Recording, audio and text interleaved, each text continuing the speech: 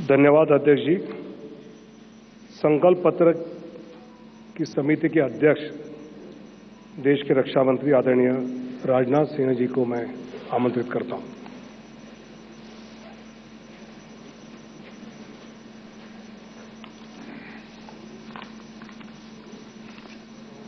अध्यक्ष जी, सबसे पहले तो मैं आपको धन्यवाद देना चाहता हूं कि आपने इस संकल्प पत्र समिति की अध्यक्षता का दायित्व मेरे ऊपर सौंपा और मुझे इस बात का हर्ष है, संतोष भी है कि मोदी जी के नेतृत्व में हमने देशवासियों से किया गया हर वादा पूरा किया है। चाहे 2014 का संकल्प पत्र हो या फिर 2019 का घोषणा पत्र हो, मोदी जी के नेतृत्व में हमने अपने हर संकल्प को पूरा किया है। जब मोदी जी के नेतृत्व में हम 2014 के लोकसभा चुनाव लड़ने जा रहे थे तो उस समय मैं पार्टी का राष्ट्रीय अध्यक्ष था। Doctor Murli Manohar Joshi ji manifesto committee के चेयरमैन थे। मोदी जी के आग्रह को ध्यान में रखते हुए पार्टी का जो संकल्प पत्र तैयार किया गया था उसमें इस बात का विशेष ध्यान रखा गया था कि जो भी संकल्प हम देश के सामने रखें उसे हम निश्चित रूप से पूरा करें। मित्रों, भाजपा अपने संकल्प पत्रों के माध्यम से जहां स्वाभिमानी और सशक्त भारत के निर्माण का रोड मैप प्रस्तुत करती है, वहीं समाज के हर वर्ग के विकास और कल्याण के प्रति अपनी प्रतिबद्धता को भी देश के सामने रखती है।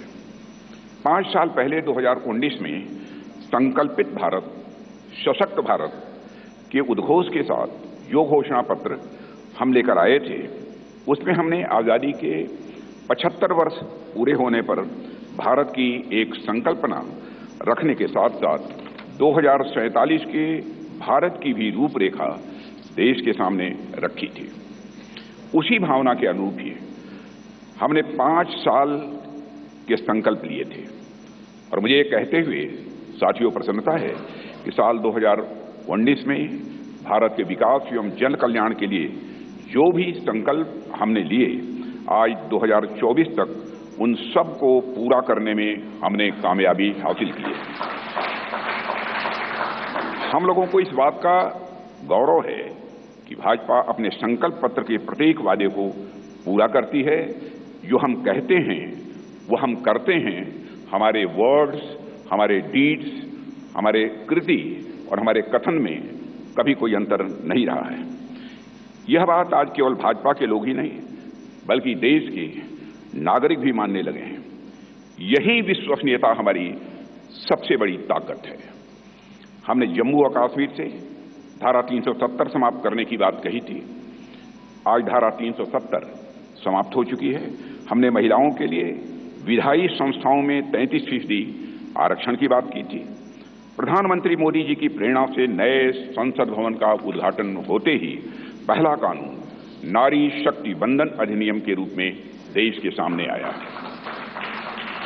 साथियों, हमारे संकल्प पत्र में अयोध्या में भगवान राम के भव्य मंदिर के निर्माण का मार्ग प्रशस्त करने की बात भी कही गई थी। आज अयोध्या में रामलला की नव विग्रह में प्राण प्रतिष्ठा हो चुकी है।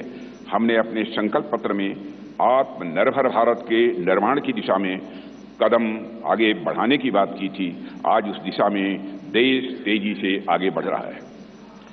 साथियों, हमने इंक्लूसिव ग्रोथ, समावेशी विकास की बात की थी और गरीब कल्याण के प्रति अपनी प्रतिबद्धता भी व्यक्त की थी। प्रधानमंत्री मोदी जी की गरीब कल्याण के प्रति संवेदनशीलता का इससे बड़ा उदाहरण और क्या हो सकता है कि देश के 80 करोड़ से अधिक जरूरतमंद व्यक्तियों को प्रधानमंत्री गरीब कल्याण अन्न योजना के तहत 2020 से लगातार मुफ्त राशन दिया जा रहा है और मोदी जी ने इस योजना को 2029 तक चलाने का संकल्प भी व्यक्त किया है। साथियों, प्रधानमंत्री मोदी जी के नेतृत्व में हमने पिछले 5 वर्षों में संकल्पित भारत, सशक्त भारत के संकल्प को पूरा करने पर सफलतापूर्वक काम किया है। अब हम भारत के 140 करोड़ नागरिकों के सामने अपना नया संकल्प पत्र प्रस्तुत करने जा रहे हैं।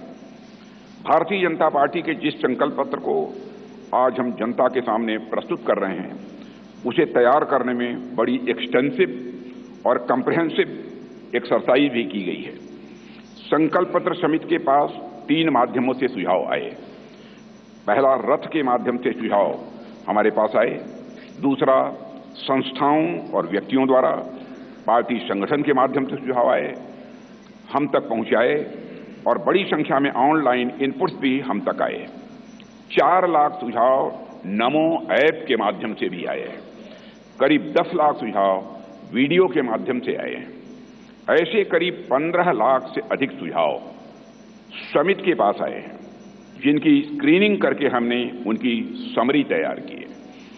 उनमें से मुख्य मुद्दे ढूंढे गए और उस पर चर्चा हुई कि इन मुद्दों पर हम क्या कर सकते हैं। इस बात पर भी विचार हुआ कि हम जो संकल्प लेंगे उनके फाइनेंशियल इम्प्लीकेशंस क्या होंगे। यह विषय केंद्र का है या राज्य सरकारों से जुड़ा है या समवर्ती सूची का है।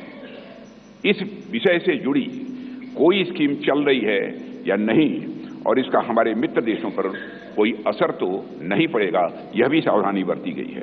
सभी बातों पर बहुत ही गंभीरतापूर्वक विचार हुआ है। साथियों, हर विषय की 360 डिग्री एनालिसिस करने के बाद हमने विषयों को 24 ग्रुप्स में बांटा है, 24 ग्रुप्स में से बांटा है। इनमें से 10 सोशल ग्रुप्स बनाए गए, जिनमें गरीब, युवा, मध्यम वर्ग, नारी शक्ति, किसान, श्रम शक्ति, मछुआरे, एसएमईज, विश्वकर्मा, स्मॉल ट्रेडर, वंचित वर्ग, सीनियर सिटीजन एवं सबका साथ सबका विकास, जिसमें समाज के अन्य पिछड़े व कमजोर वर्ग शामिल हैं। इसी तरह जीवन और गवर्नेंस के जुड़े मुद्दे के 14 सेक्टर में बांटा गया है इन्हें, और इनमें पहला है विश्व बंधु, जिसमें भारत के अन्य देशों के साथ संबंध की बात की गई है। फिर है सुरक्षित भारत, जिसमें भारत की आंतरिक और बाह्य सुरक्षा का विषय है। तीसरा है समृद्ध भारत। चौथा है ग्लोबल मैन्युफैक्चरिंग हब। पांचवां वर्ल्ड क्लास इंफ्रास्ट्रक्चर। छठा ईज ऑफ लिविंग। सातवां विरासत का विकास। आठवां है गुड गवर्नेंस यानी सुशासन। नवां है स्वस्थ भारत। 10वां गुणवत्तापूर्ण शिक्षा। 11वां है खेल का विकास। 12वां है सभी क्षेत्रों का संतुलित विकास करना। 13वां है इनोवेशन एंड टेक्नोलॉजी और 14वां है सस्टेनेबल इंडिया, जहां पर्यावरण से जुड़ी हुई बातें। हमारे संकल्प पत्र का हर संकल्प मोदी की गारंटी से युक्त है। मित्रों, आज भारतीय राजनीति में मोदी की गारंटी 24 कैरेट सोने जितनी खरी मानी जाती है।